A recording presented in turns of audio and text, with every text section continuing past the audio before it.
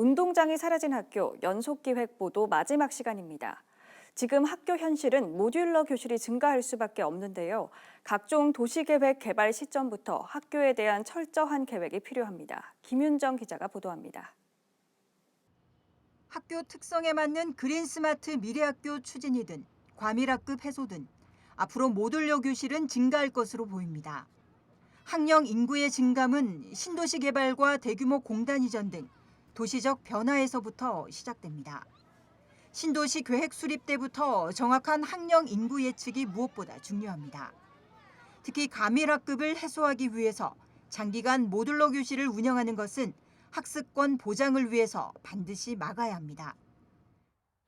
3, 4년 이상 지속되고 5, 6년 지나도 해결이 되지 않을 것 같을 경우에는 증축을 통해서 이 근원적 문제를 해결하는 것이 아이들 학습권을 보장해주고 학습 환경을 개선하는 데는 훨씬 더 필요한 조치라고 보여집니다. 학생들을 재배치하든 혹은 증축을 하든지 해서 아이들에게 정상적인 학급 환경을 제공해 주어야 하고, 현재 운동장을 점유하고 있는 것은 임시이기 때문에 반드시 정상화시켜서 모듈러 학급은 일정 기간이 지나면 반드시 해체할 수 있는 쪽으로 정책 방향을 수정하는 것이 반드시 필요하다고 봅니다.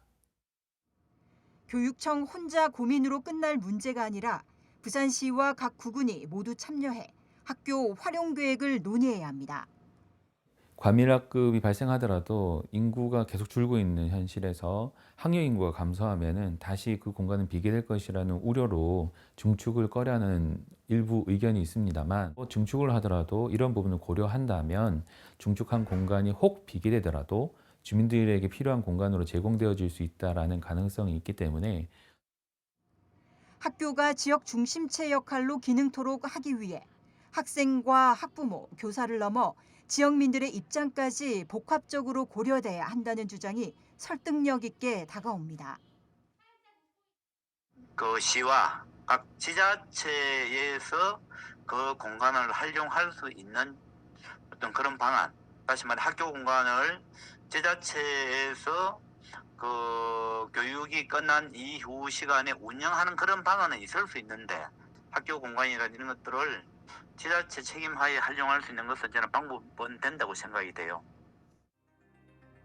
늘어만 가는 모듈러 교실은 엉성한 학령 인구 예측과 긴밀한 협의가 생략된 도시계획, 근본적 해결을 외면한 임시방편적 대응, 그 집합체적 상징입니다. 운동장도 없는 학교에서 공부 중인 새싹들이 그런 무지와 무시, 외면 속에서 하루하루 시들어가고 있습니다. BTV 뉴스 김윤정입니다.